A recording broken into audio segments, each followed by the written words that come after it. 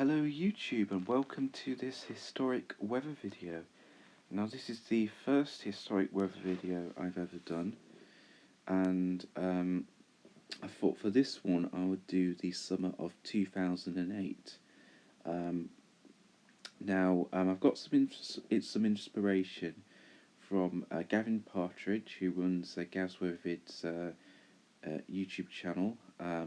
He does weather forecasts as well as historic weather videos. It's a very good channel, so I recommend you check it out. And as well as Scott Richards on YouTube, who does time-lapse videos. He's also done a few historic weather videos, although he hasn't done one for a very long time now. But he does some excellent weather time-lapse videos, so check that channel out as well if you wish. But I thought I'd have a crack at doing my own historic weather video. I've never done one of these before, so I probably won't be the best of it, so do bear with me. But I thought for this one I would do the summer of 2008. Now the really atrocious summers of 2007 and 2012 have already been done by Gavin Partridge a long time ago. But between those two atrocious summers we had some other really poor summers as well. We had a run of really poor summers from 2007 to 2012, and 2008 was definitely up there. It was a really bad summer, not quite as bad as 2007, but it was wetter and duller than average. If we have a look at the UK mean temperature anomaly, the mean temperatures only coming out around average or little bit below average for some southern and western areas. If we look at the mean maximum temperatures, the temperatures during the daytime actually below average for many parts of England and Wales. For central southern England were coming out around 1 degree to 1.5 degrees below average. So really cool summer in terms of mean maximum temperatures, which are more important really than the mean minimum temperatures, because most people are out and about during the day rather than at night time. In terms of mean minimum temperatures, just coming out close to average, maybe slightly above for some parts of Scotland. But yeah, not a great summer. Temperatures either just close to average or a little bit below average for some areas. In terms of rainfall, it was a wet summer in most areas, apart from the extreme southeast of England and the extreme north of Scotland. For most parts of the country, it was a wet summer, especially for northern England, southern Scotland, Northern Ireland, southwest Wales and southwest England. Most areas coming out significantly wetter than average. And it was also a very dull summer as well, just about everywhere coming out duller or significantly duller than average. Only the Outer Hebrides and Lerwick coming out slightly sunnier than average, but everywhere else it was a very dull summer, especially for more northern and western areas. So really bad summer, not as wet as 2007, but really still much duller and much wetter than average, and temperatures only either average or a bit below average, especially in terms of daytime temperatures. So we're going to have a look at the charts for this summer, and we're actually going to start with looking at May 2008, and the reason is because we had a really good May in that year. It was significantly warmer, drier and sunnier than average. Actually, it wasn't that sunny. I'd had a look at the analysis charts. It wasn't that sunny, but it was significantly warmer and drier than average, and it was better. It was probably better in most areas than it was during the actual summer.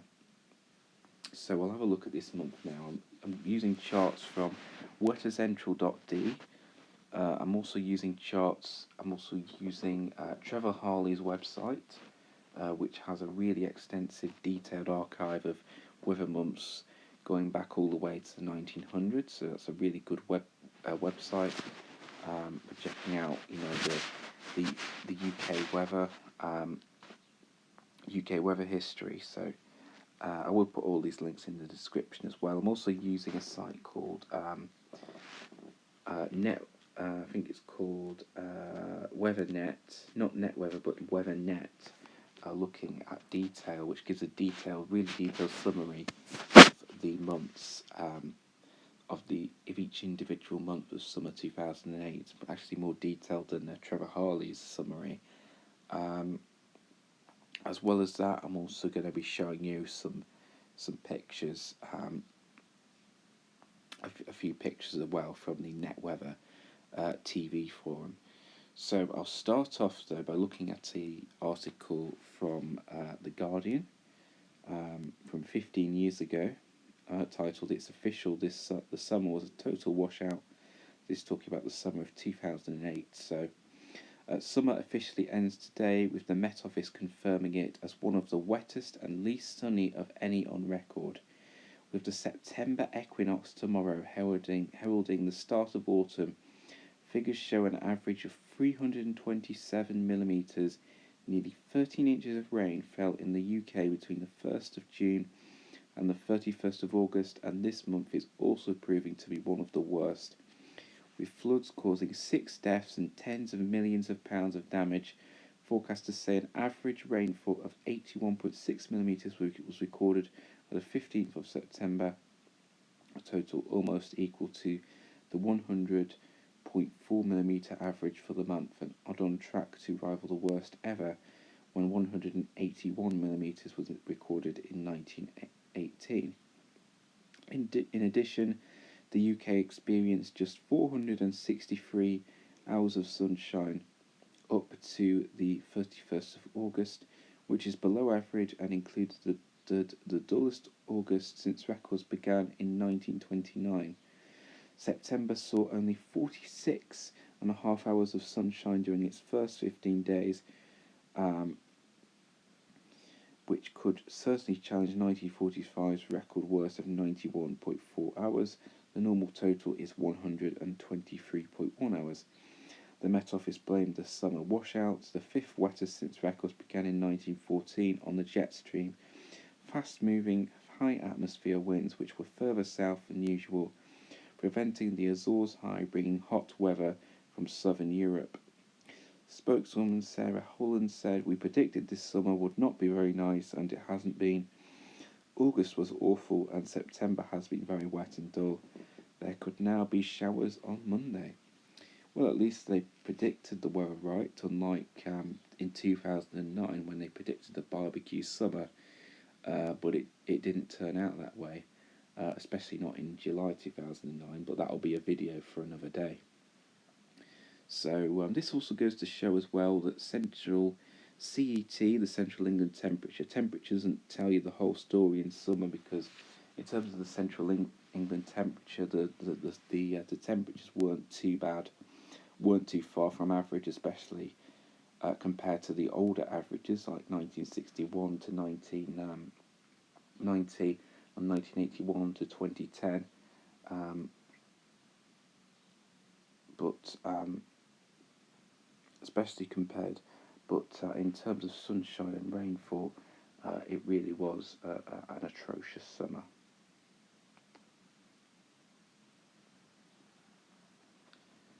So we'll kick off with the temperatures. We'll kick off, looking at the charts from May 2008. So I'll read you the summary from Trevor Harley's weather website. Warm everywhere, very dry in the north. Overall, the CET was similar to that of the hottest in recent history, 1992. I'll just bring up the CET as well. So it had a Central England temperature of 13.4 degrees, which is really warm for May. I think the average is only around 11.4 degrees, so it's around 2 degrees above average. So we had a really warm May in 2008.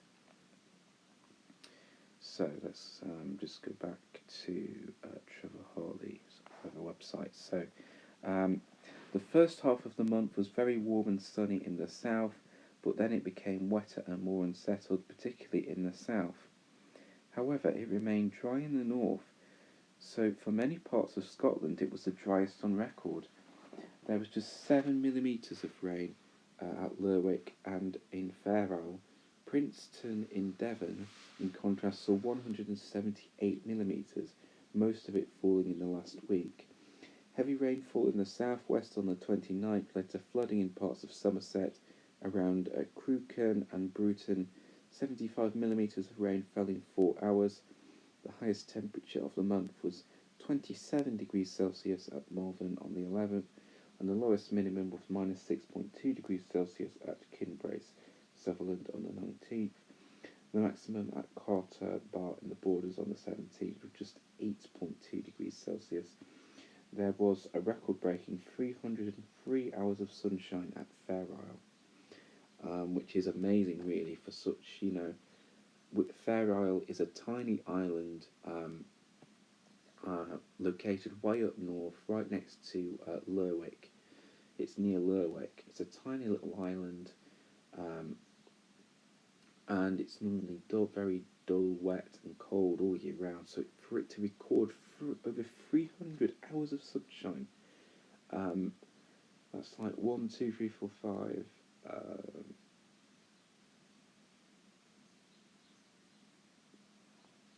That's averaging 10 hours of sunshine a day for somewhere, next to Lerwick, near the Orkney Islands. That's just incredible. That's crazy.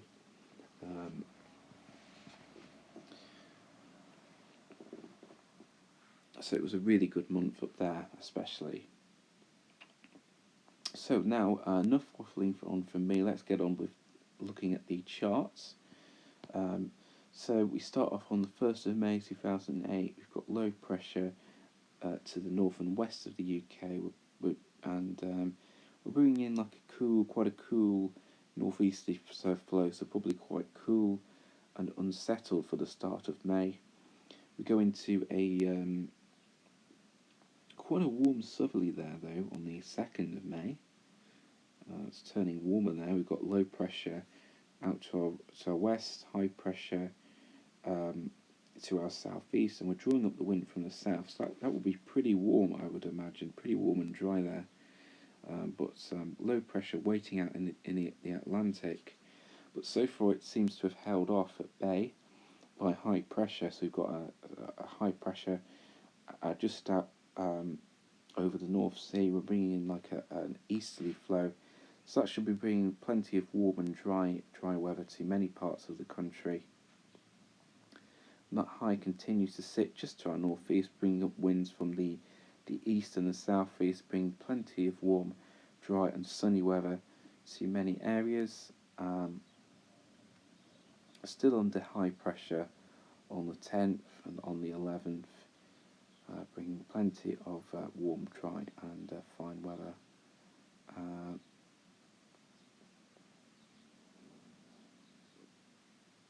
Pressure weakening a bit on the 15th and into the 16th. We're actually under low pressure now, so this is turning more unsettled. There's probably quite some thundery outbreaks, I would imagine. And now we're into a much more low pressure dominated pattern, so much cooler and much more unsettled then.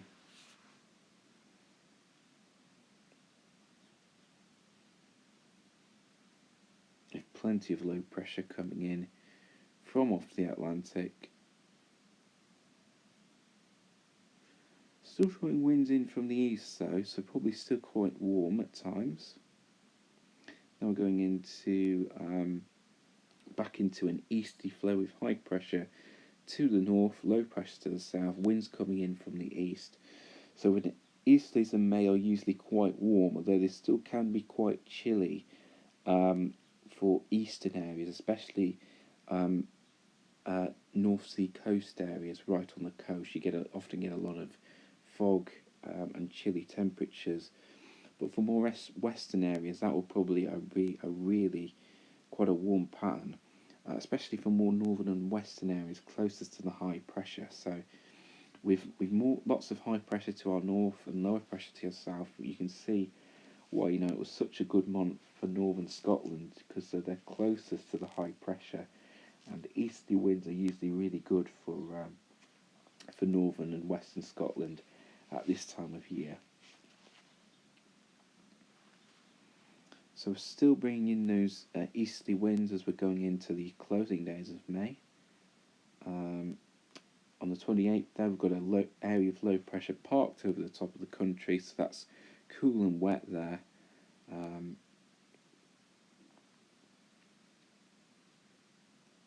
into the final day of May, high pressure starting to take over there.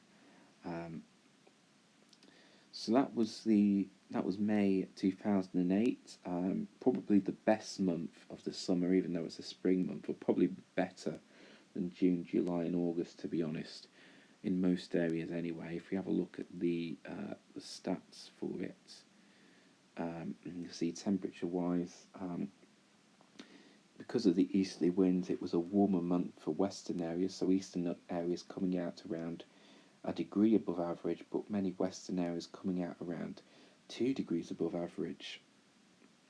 In terms of rainfall, it was a very dry month, especially for northern western parts of Scotland, but in the south it was actually quite a wet month, so an unusual north to south split, and that's because we had a lot of high pressure to our north and a lot of low pressure to our south, the reverse of the typical pattern, which is low pressure to the north and high pressure to the south.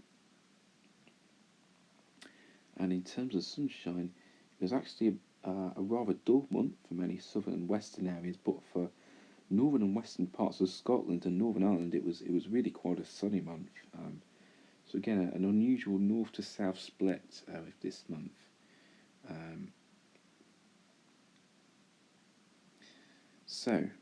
Next we're going to go on to the summer of 2008. Let's have a little drink of water and prepare for a lot of low pressure dominated charts. Not quite as bad, not quite as many low pressures as in the summer of 2007, but still there's a lot of really bad weather in this summer. So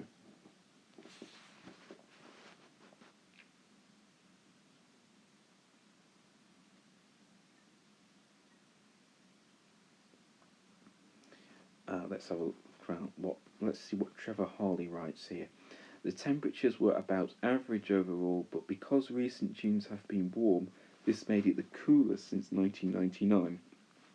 The warmest spell was on the 8th to the 10th, when it reached 26.9 degrees Celsius at Leon Solent on the 8th, and St James's Park, London on the 9th. The lowest temperature was minus 2.3 degrees Celsius at Tulloch Bridge on the morning of the 24th. Rainfall was about average in England and Wales at 92%, although it was slightly wetter in Scotland, 128% rainfall. There were some wet spells at the end of the month. 94 millimetres of rain fell at Capel Curig in Snowdonia on the 17th to the 18th, and 185 millimetres of rain fell at Keswick on the 21st to the 22nd. 77 millimetres of rain fell at Ringstone Edge in West Yorkshire on the 26th, most of it within 9 hours. It was slightly sunnier than average in England at 114%. Generally, it was sunnier the further south you went.